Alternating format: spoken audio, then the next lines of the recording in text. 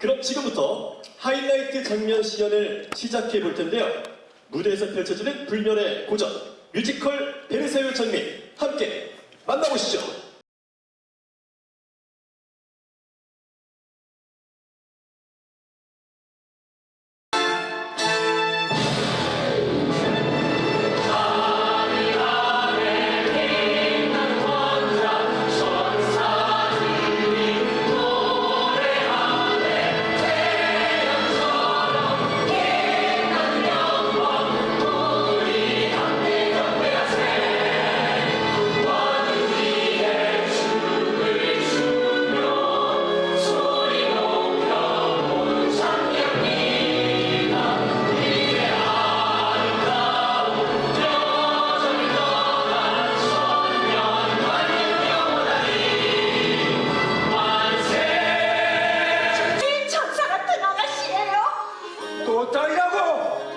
딸만 벌써 6명이라니 잔재 가문이 저주라도 받았단 말이냐.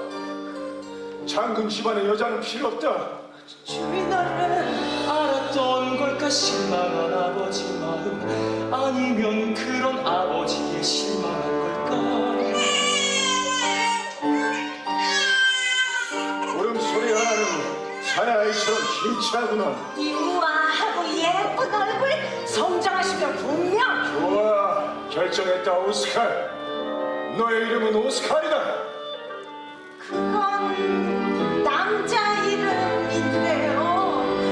그래, 이 아이가 내 뒤를 잇게 하겠다. 최고의 군인이 되어라. 너는 내 아들 오스칼 박수하니 자르제.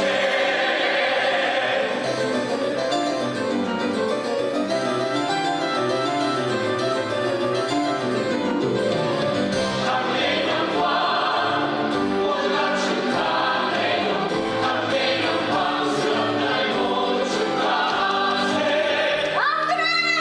대체 어딨니? 어디서 이렇게 꾸물거리는 거야?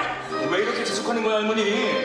오스칼님이 근위 대장으로 임명되시는 날이잖니. 아, 근데 그 드레스는 또 뭐야? 아이고 오스칼님 건데 얘 어디 계시니? 할머니, 주소를 한참 잘못 찾았습니다. 오스칼은 준비가 됐느냐? 내 주인님, 오스칼님께서는 이제 곧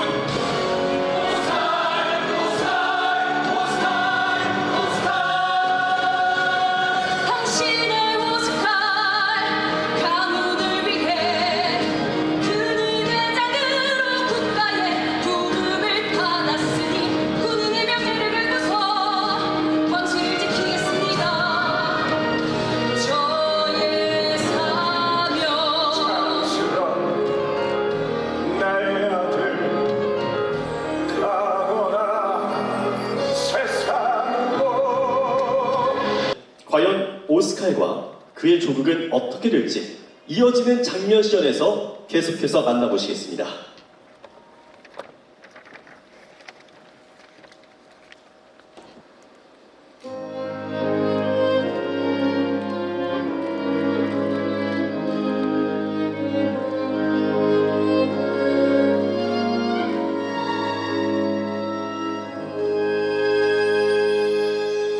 아름다운 베르사유 새벽이 쓸모금고 수줍게 피어난 장미여 봄 햇살에 붉어진 소녀처럼 미소 짓고 있네. 하지만 모두 향기에 취해 그 속에 감춰진 가시는 목과 꺾으려 하면 상처를 주지. 오늘도 꽃필 수 있게 세상에 피는 어떤 꽃도 장미보다 아름다울 수 없어. 홀로 피는 운명을 가졌지만 불태워도 다시 피는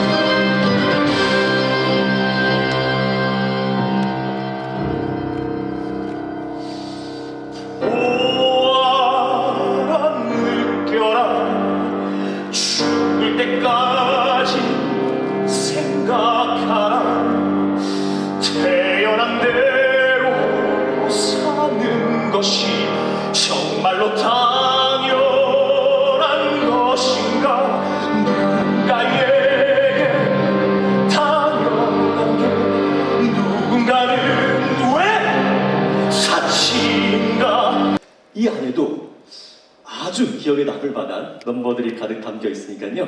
계속해서 집중해서 보시면 좋을 것 같습니다.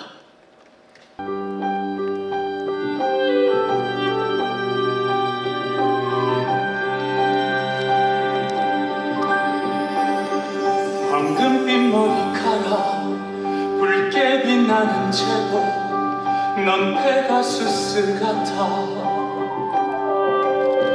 올림푸스의 찬란한 태양도 피할 수 없어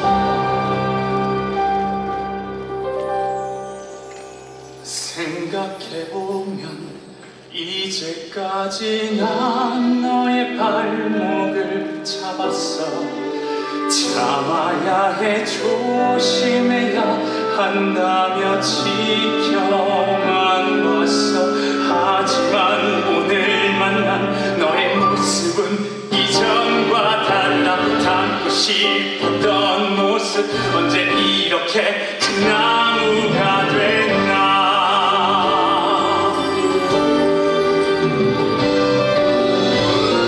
사람들은 쉽게 말하지 평범하게 살아 그건 너에겐 억지야 사람들은 너무 쉽게 판단하려 해 너의 외모만 보고 자신의 머리를 채우지 원하는 대로 널 상상하며 따뜻한 난로가 필요한 것처럼 왜 너만의 고통과 슬픔 그 속에 눈들이 얼마나 값진 것인지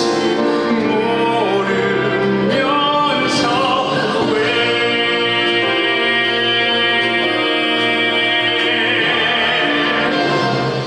나는 너만의 방패가 될게 언제나 내 어깨에 기대 너라면 분명 해낼 수 있어 아무도 가질 수 없었던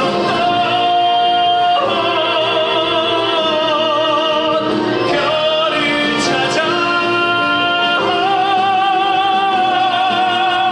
너의 펼칠 거야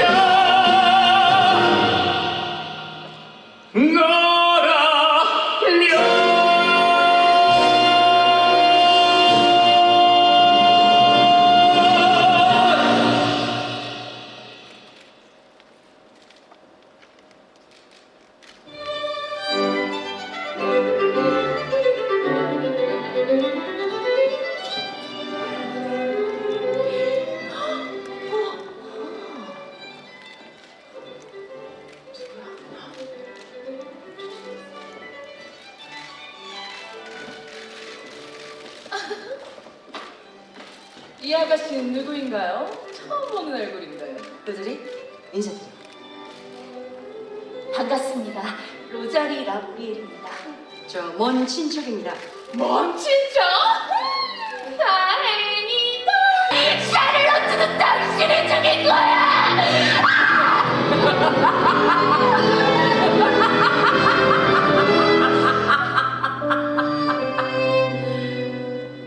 그래, 웃어. 마음껏 웃어.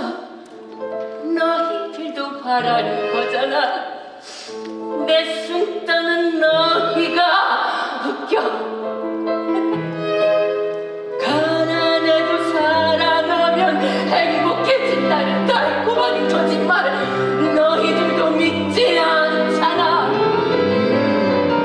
가져야만 행복하고 가지려면 불행하고 가졌으면 움켜쥐어야 해. 베르사유 궁전의 실세 마담 드 폴리냥 역으로 열연을 해주고 계신데요. 작품에서 마담 드 폴리냥만이 전달할 수 있는 메시지가 있다면 무엇이라고 생각하시나요? 마담 드 폴리냥이 이제 관객분들이 보시면 굉장한 악역으로 보이실 거예요.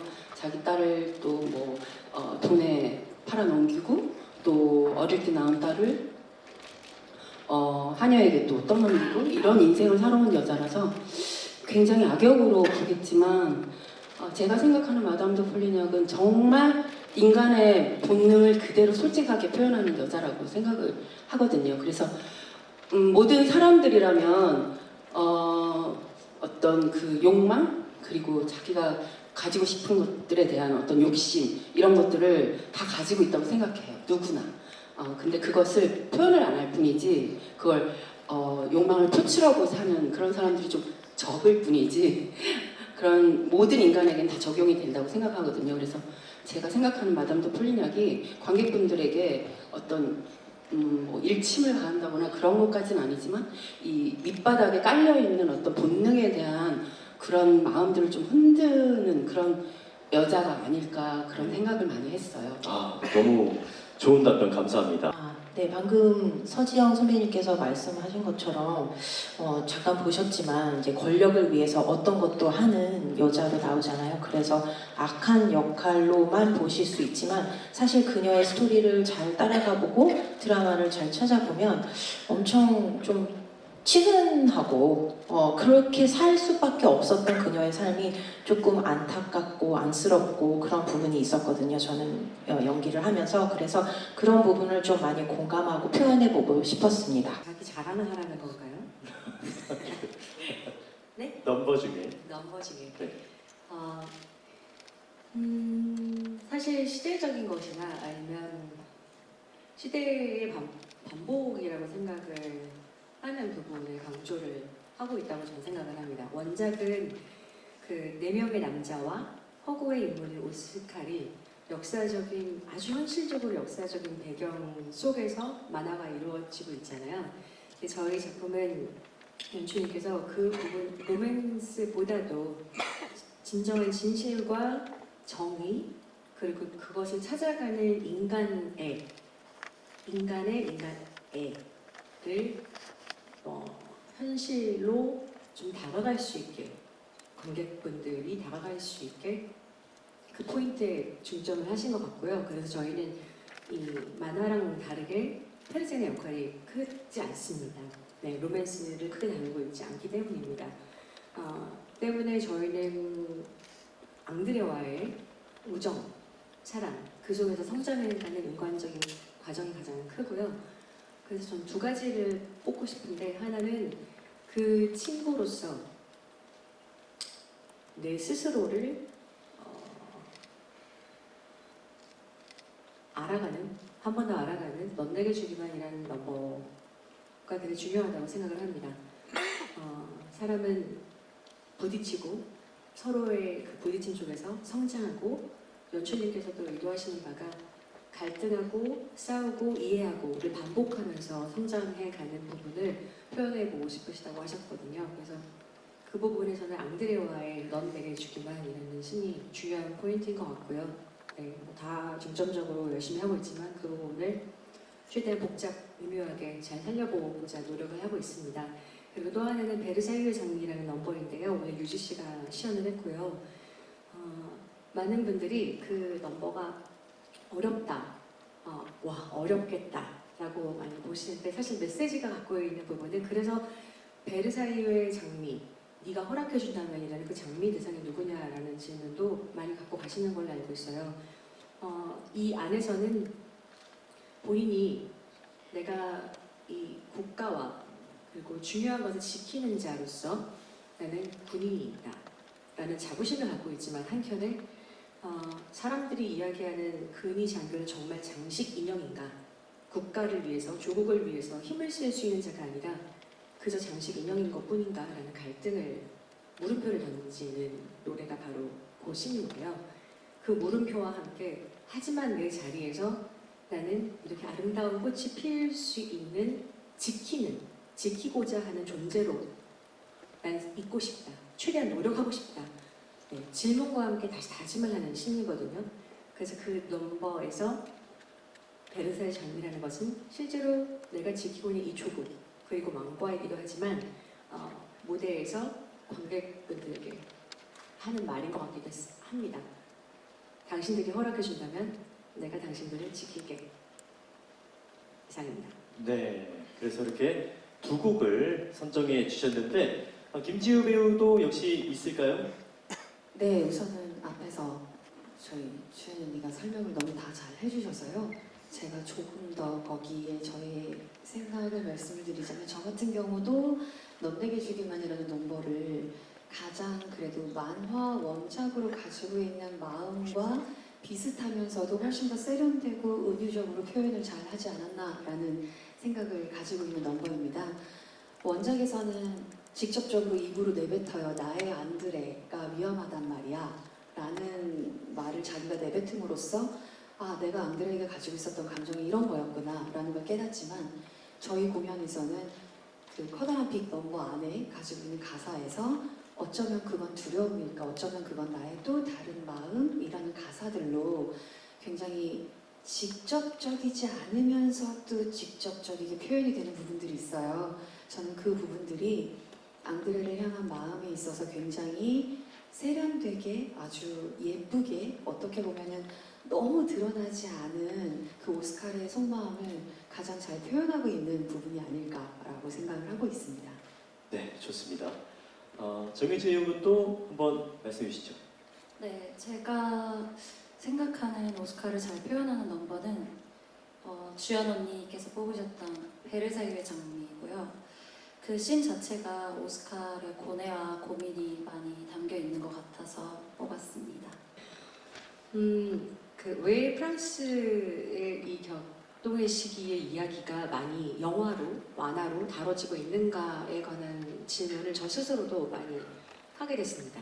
마리 앙뚜아네트라는 작품을 할 때도 그렇고 또 왕용범 연출님께서 처음에 만화에서 이런 부분을 따져 우리가 극을 만들 거예요 라고 주셨던 1년 전에 주셨던 파일도 있고 근데 왜 이 시기가 가장 그렇게 소재를 많이 다뤄질 수밖에 없는 것인가 라고 생각하면 많은 희생이 따랐고 많은 시간이 걸렸고 혁명이라는 그 시간이 마리 앙뚜아네트와 저희 지금 다뤄지고 있는 그 폭동 시민들의 혁명의 울렁임은 사실 레미제라블과는 시간차가 100년 정도 있는데요. 그 정도로 혁명이라는 것이 한 시대가 완전히 뒤집어지기 전까지도 개선이 되지 않았단 말인가? 라고 생각해보면 굉장히 격동의 시기인 것 같다. 내가 그 시대를 살았다가 다시 태어났는지 모르겠지만 그래서 이렇게 프랑스 혁명 이야기를 계속하고 있는 거 아닌가라는 재미난 상상도 한번 해봤는데 그렇기 때문에 아주 많은 일들이 피바람이 불었던 그 시대 때에 있었고 또 마녀 사냥을 당할 수밖에 없는 마리 앙뚜아네트라는 정말 마녀 사냥을 당했죠. 미워하기를 작정하고 어쩔 수 없이 정치적인 외교적 도구로 그녀는 파리에 시집을 왔어야만 했었으니까요. 300년 이상의 적국과 함께 서돈을 맺어야 했던 오스트리아와의 일들. 네. 이것이 우리가 지금 이렇게 말을 하는 것으로만으로는 절대 드라마틱함이 설명이 되지 않을 거예요. 때문에 그 당시의 시대적인 배경을 소재로 할 수 있는 포커싱들이 다양하게 나올 수밖에 없고 재미있을 수밖에 없다고 생각하고 재미라는 거 안에는 그냥 재미가 아니라 배움이 있는 것 같습니다. 네, 왜냐하면 누군가가 용기를 내고 앞장선다는 것은 그만큼 희생을 따르고 그 희생에 동참하는 동지들 죽을 수 있는 그 각오를 다짐하고 나아가는 것은 무엇일까? 네, 과연 나는 그럴 수 있는 사람인가? 라는 질문 하나로도 내가 지금 살아가는 시대에 나는 어떤 사람인가를 생각해 볼 수 있고 우리 사회에도 작게 크게 계속 그런 격동의 부분들이 있을 거예요. 우리 정치적인 이야기가 될 수도 있고 어떤 한 사회의 혹은 기업의 일일 수도 있고 계속 될 수밖에 없는 이야기입니다. 그렇기 때문에 마리 앙뚜아네트 때는 저는 이제 폭동을 일으키는 시민 중에 한 명이었는데 아이러니하게도 지금은 그 시민과 또 내가 정말 조국을 지킨다고 서 있지만 장식 인형밖에 되지 않는 것인가라는 갈등을 하고 있는 오스카로서 결국은 저의 마지막 종착지는 이 극 안에서 조국을 위해서 국민들 곁에서 프랑스에 헌신하고자 합니다. 라는 그 순간부터 국민들 곁에 서게 되는 오스카 역을 맡고 있는데요. 때문에 다수를 위해서 누군가가 같이 용기 내어 희생하는 것이라는 그 포인트 하나만으로도 그 시대의 소재를 갖고 작품이 많이 나올 수밖에 없는 이유인 것 같기도 하고요. 관람 포인트도 역시나 그것에 대해서 한번 생각해 보셨으면 좋겠고, 단지 내가 잘 모르는 역사 이야기야 이것이 아니라 반복되는 이야기, 삶의 이야기, 그리고 한 인간으로서 나는 어떠한 인간인가도 질문 던져볼 수 있는 좋은 소재의 작품이라고 생각이 듭니다. 네. 제가 일단 생각한 오스카르의 매력은 사실 처음에 오스카를 접했을 때 굉장히 완벽하다라고 생각을 했었어요. 보통 제가 맡았던 역할들을 생각해보면 항상 결핍이 굉장히 큰 결핍들이 하나씩 있었거든요. 근데 제가 처음에 봤을 때 오스카는 결핍이 없는 사람인 것 같았어요. 근데 모든 사람이든 결핍이 있고 결핍이 없는 사람은 없잖아요. 보니까 오스카한테 그나마 있는 결핍은 태어나서 정해진 대로 살고 군인으로 키워지고 남자처럼 키워지고, 그래서 본인의 선택에 대한 결핍이 조금 있는 것 같았는데 그마저도 오스카는 자기의 선택으로, 그리고 보통은 이제 결핍이 있으면 그 결핍을 채우려고 보통 잘못된 선택을 많이 하는 것 같아요. 근데 오스카 같은 경우는 그 결핍도 본인이 채우려고 하고 그 선택마저도 굉장히 멋있더라고요. 그리고 후회하지 않을 선택을 하고, 그런 부분이 굉장히 완벽하고 너무너무 닮고 싶은 부분이다라고 생각했습니다. 네, 박민석입니다. 네, 질문 주셔서 감사하고요. 우선 저 같은 경우는 원작도 원작이지만 저는 사실 연출님이 쓰신 대본에 충실하고자 좀 많이 노력을 했던 것 같습니다. 그 서사만 따라가도 충분히 베르나르 샤틀레라는 그 역할을 표현하기에는 너무나 넘쳤고요. 그리고 사실 말씀하신 것처럼 귀족이라는 그런 계급 자체에 좀 환멸을 느끼고 부조리함을 느끼는 그런 캐릭터라고 생각을 했습니다. 그래서 당연히 오스카는 어떻게 따지면 배제를 시켜야 되고 몰락을 시켜야 되는 그런 귀족 집안의 정말 아까 말씀하신 장식 인형 이런 것들에 대한 복합적인 생각을 하고 좀 많이 다가갔던 그런 캐릭터인 것 같습니다. 근데 나중에는 어쨌든 대사에도 그런 말이 있는데 귀족 중에는 정말 너 같은 오스칼 같은 그런 바른 생각을 하고 뭔가 진취적이고 이 사회의 부조리함을 느끼고 해결해 나가려고 하는 모색하는 그런 사람도 있다는 것을 인정을 하게 됩니다.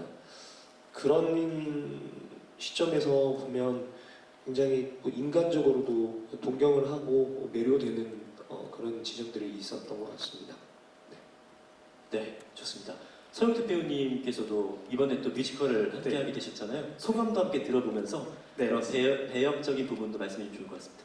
네, 저도 이번에 처음 하게 되어서 정말 부담감도 컸고, 또 어떻게 보면 이런 대한민국 초연 작품에 같이 이런 대작에 정말 배우 선배님들과 같이 참여하게 되어서 정말 감회도 새롭고 행복하고, 또 제가 이것에 피해를 들면 안 되겠다는 생각에 정말 열심히 준비했고요. 저는 이 작품을 이제 제가 공부를 하고 분석을 하면서 대본에 저도 충실을 하면서 또 역사적인 배경까지 같이 찾아보게 되니까 라미드 페플이라는 그 신문사를 보니까 굉장히 유명한 그림 중에서 장폴 마라가 죽는 그림이 있더라고요. 그 장폴 마라가 라미드 페플이라는 신문 기자였고, 그분이 쓰는 기사마다 족족 다 사람들을, 시민 계급들을 설득해서 모든 이런 귀족 계급을 무찌르자라는 하나의 응집체가 됐는데, 저도 그런 역사들을 찾아보고 계속 역사의 흐름을 찾아보면서 바스티유 혁명에 대해서 끝까지 쫓아가다 보니까 귀족 계급에 대해서 저도 단편적으로 굉장히 못됐구나. 귀족 계급은 이 시민들에게 힘들게 하는 그룹이구나, 이런 계급이구나라는 그 생각만 단편적으로 갖게 되더라고요. 그러다가 이제 그게 더 몰입하게 되고 저희 누나들하고 이제 또 형들하고 더 이 작품에 대해서 얘기를 하다 보니까 단편적으로 이런 작품에 대해서 캐릭터에 대해서 다가가게 되면은 이게 흑과 백으로만 제가 판단하고 분석할 수 있다라는 그런 문제점이 있어서 거기에 이제 인간적인 감정과 또 이막에서 오스칼과의 그런 또 귀족이 다 똑같지만은 않다. 귀족도 다 사랑이 있고 귀족도 사람에 대해서 이런 연민과 동정을 할 수 있는 마음을 다 가지고 있다라는 그런 진실을 듣고 나서 제가 마음이 흔들리게 되는데 그런 것들에 대해서 이제 저도 1막과 2막이 그런 감정의 차이를 좀 두려고 노력을 했었던 것 같습니다. 네, 감사합니다. 네. 노영 배우님도 이제 앞서 말씀해주셨던 내용들을 다 공감하실 텐데 좀 덧붙일 수 있는 내용이 있다면 어떤 게 있을까요? 베르나르 샤틀레는 귀족 아버지와 서민 어머니 사이에서 태어나서 버려지고 귀족 생활을 해본 적이 없는 친구입니다. 그래서 귀족들의 어떤 생활을 가까이서 본 적이 없기에 지금 형이 이제 영택이 형이 단편적으로라고 얘기를 했는데 참 맞는 말인 게 멀리서 봤기 때문에 그 귀족들 중에 제대로 정신이 되어 있는 사람과 대화를 해본 적이 없는 걸 거거든요.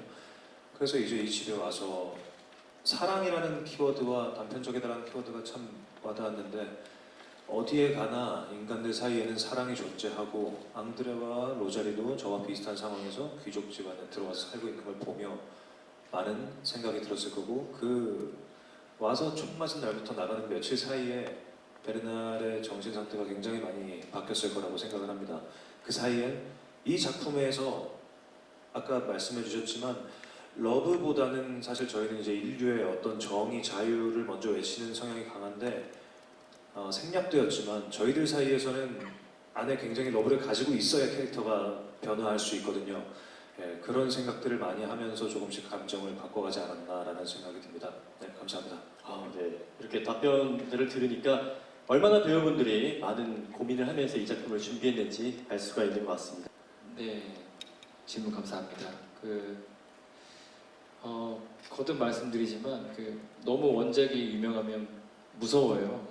저희가 혹시나 그 원작에 좀 누가 되지 않을까 늘 고민하면서 연습을 했던 것 같은데요.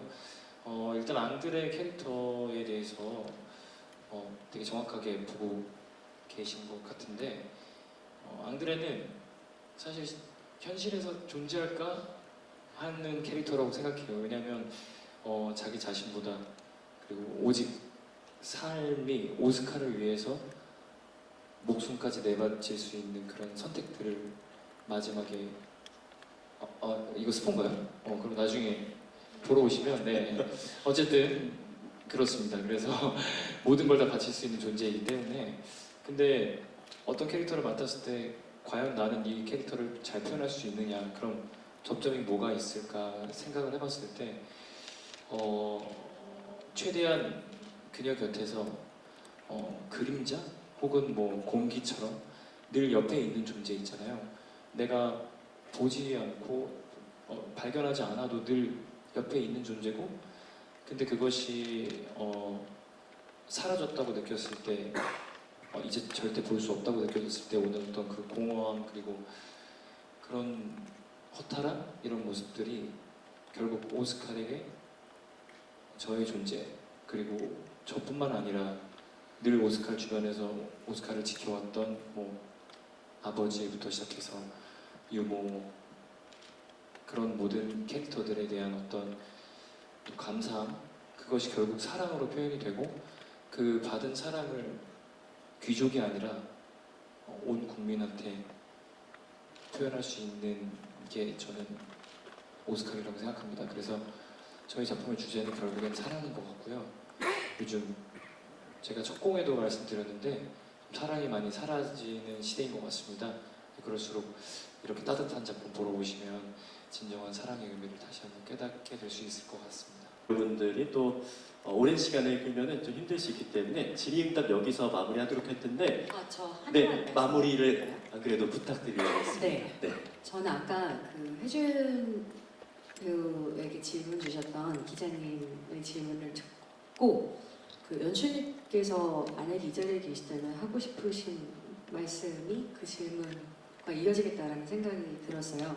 다 각자의 캐릭터로서 그 포인트를 두고 있는 부분을 들으셨으면 아시겠지만 이 작품이 만약 그 50년 전에 탄생했던 베르사유의 장미 원작 그대로를 표현했더라면 영국에서 지금 공연되고 있는 해리포터처럼 몇 날 며칠을 잡고 이어봐야 되는 작품이 됐을 거예요. 네, 하지만 그 저희 연출님께서 이 초연 한국 버전의 베르사유의 장미에 포커싱을 둔 포인트가 정말 전 천재적이라고 생각이 들었어요.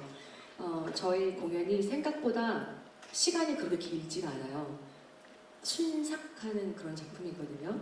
근데 이 안에서 어떤 메시지를 왜 이런 형태로 두셨는지에 대한 설명을 많이 들었는데 일단 지금 현재 시대는 굉장히 숏폼 시대입니다. 나 혼자서 어떤 화면과 함께 누구와 부딪힘보다는 혼자의 시간을 보내고 있는 그런 시대로 점점 흘러가고 있다는 거죠.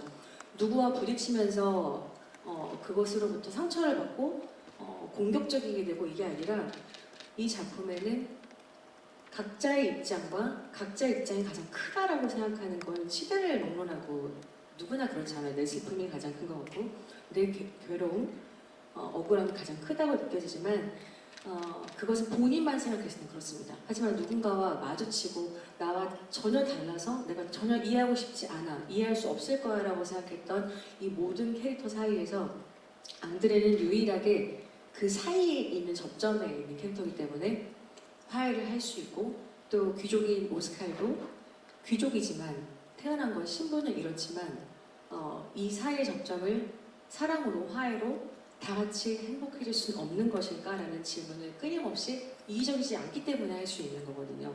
그렇기 때문에 단독으로 혼자만 짧은 영상을 보고 굳이 누군가와 부딪히지 않아도 되는 이 시대에 결국은 부딪혀서 싸우고 이해하고 화해하고 다시 받아들이고 또 그러면서 나와 다른 대상을 이해하는 그 반복된 드라마가 저희 드라마의 핵심입니다. 때문에 어떤 여러분들께서 그 예전 시대에 베르사유 장미가 책 한 권, 한 달에 한 번 나오던 시절이 있다고 들었었어요. 저희보다 훨씬 윗세대, 그러니까 오은영 박사님께서 난 중학교 때 그거를 한 달에 한 권이 이만큼을 언제 나오나 그것만 기다리면서 한 달 열심히 공부했던 기억이 나라는 말씀을 식사 때 한번 하신 적 있거든요. 네. 저희는 그 시대는 아니지만 저희는 이제 만화를 더빙해서 보던 시대잖아요. 그 다음 시대. 네.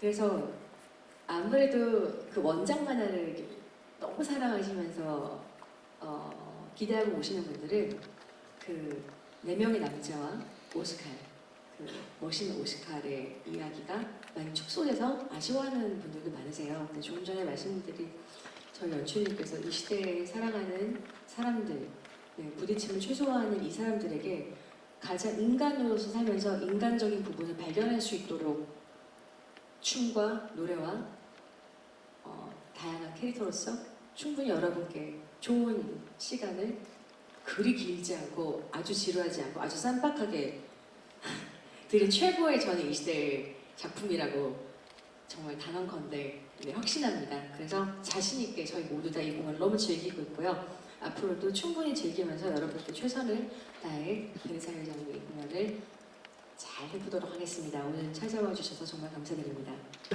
네, 너무나도 좋은 말씀으로 이렇게 또 베르사유의 장미의 정체성과 매력들을 또 한 번에 정리해 주신 것 같습니다.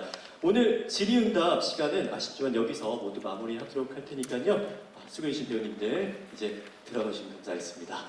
고생하셨습니다. 감사합니다.